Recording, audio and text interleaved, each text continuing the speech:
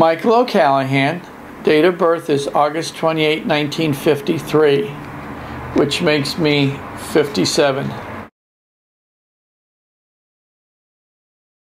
The Vietnam War and the United States portion of it would have been just before my 11th birthday, because that's when the Gulf of Tonkin Resolution came out.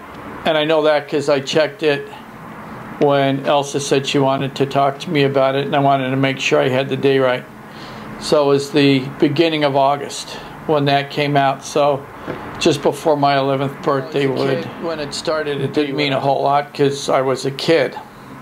You know, so you're looking at 6th, 7th, 8th grade. Once you get to high school and you become a bit more aware of what's going on, you start forming more opinions on it.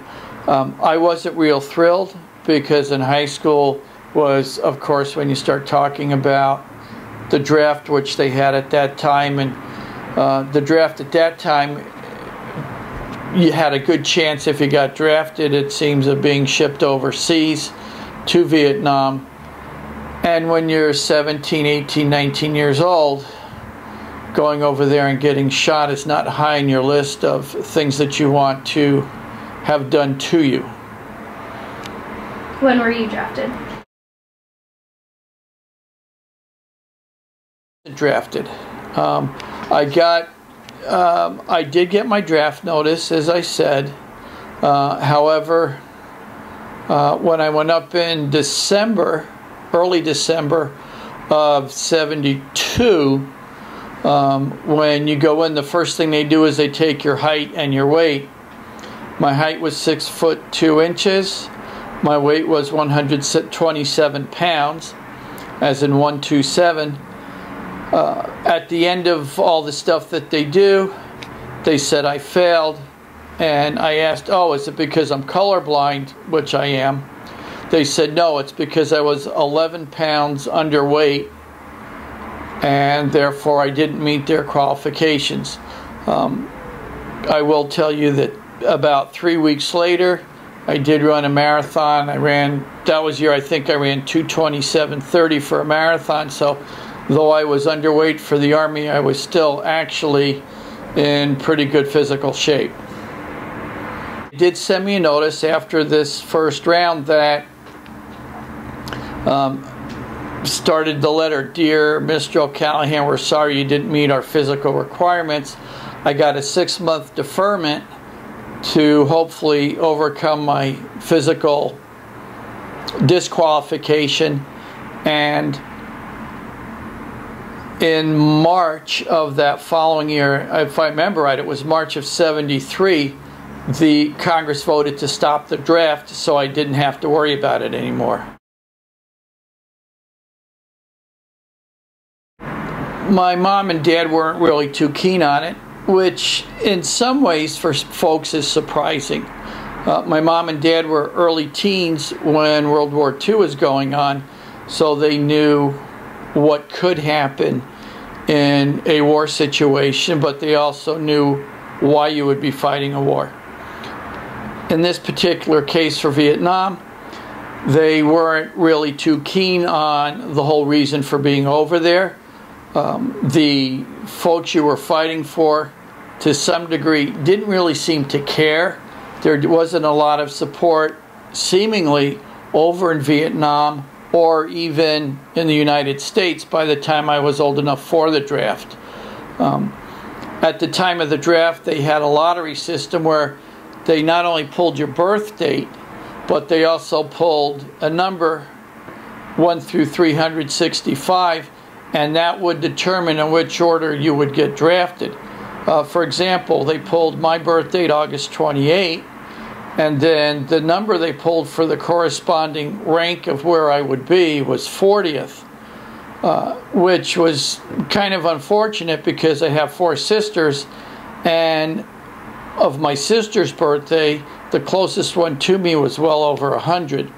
So as the only one eligible for the draft, I had the misfortune of getting number 40, which of course is why I ended up going for my physical and ended up failing it. In terms of what my folks thought. As I said, they weren't really keen on the fact that I could get drafted for this. What surprised me was, more so than just the general attitude, was my mom said that she would be more than happy to buy me a plane ticket, a train ticket, a bus ticket to Canada so that I would become, quotes around the words, draft dodger, which at that time a number of young men did. Instead of going into the military because they did not believe in what was going on in Vietnam, a number of them fled to Canada to set up home there until such time as they felt they could come back and not have to worry about getting drafted or prosecuted for evading the draft. When the Vietnam veterans came back, a lot of them were looked down upon, unlike World War II, where they came back heroes. The Vietnam veterans seemed to be accorded some kind of, for lack of a better phrase, a second-class status. I think that partly is due to the fact that World War II was a world war. We won. The Allied forces won, because it wasn't just us, of course. In Vietnam, we picked up where the French left off. The French were in there fighting the same war we ended up fighting. The French finally realized they weren't going to win, so they pulled out, but the U.S., kind of with that attitude of being policemen for the world, stepped in with that, as I mentioned at the beginning, the Gulf of Tonkin Resolution, which was found out, if I remember correctly, later to be maybe not quite so on the up and up. The report of the incident that led to the resolution, I should say, not the resolution itself. And so people just felt duped and lied to, misled, and as I say, there didn't seem to be much support even from Vietnam, so people were questioning, why were we sending our young fellas over there to get killed for people who didn't seem to appreciate what the heck we were doing. So when those soldiers came back, the general feeling, and this was of course not everybody, but the general feeling was it was a bad thing, and I think people just in a lot of cases just wanted to have the out of sight, out of mind concept. So those folks that came back from Vietnam really did not get the due accord and due respect that I do feel they should have. And that is a tough question to answer, Elsa. You know, have we learned anything? Yeah, we've learned things. A lot of people have, including myself as we've gone on. But just because we've learned things, I will say, doesn't mean we're going to do anything differently.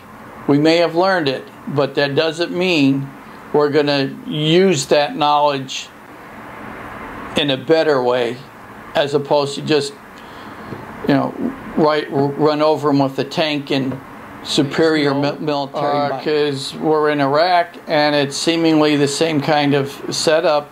The second President Bush came out with this weapons of mass destruction, and there are folks who say that some of that is fabricated. No weapons of mass destruction were found,